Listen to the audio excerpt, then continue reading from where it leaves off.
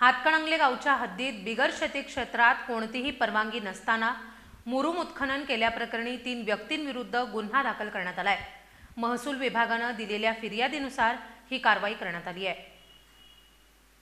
मंडल अधिकारी यांनी दिलेल्या माहितीनुसार 27 जुलै रोजी दुपारच्या सुमाराला हातकणंगले गावच्या हद्दीतील जुना विजापूर रत्नागिरी रस्त्यालगत हा प्रकार उघडकीस आलाय।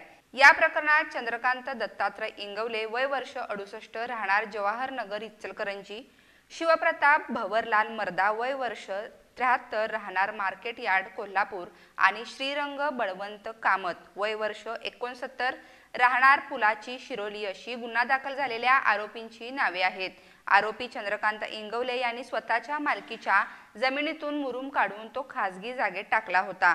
या कामासाठी जेसीबी, ट्रॅक्टर आणि नंबर नसलेला ट्रॅक्टर ट्रेलर वापरण्यात आला होता। या प्रकरणी कोणताही माल जप्त करण्यात आलेला नसून हातकणंगले पोलीस ठाण्यात आरोपींविरुद्ध गुन्हा दाखल करण्यात आलाय। या प्रकरणाचा पुढील तपास पोलीस हेड कॉन्स्टेबल पटेकर करत आहेत।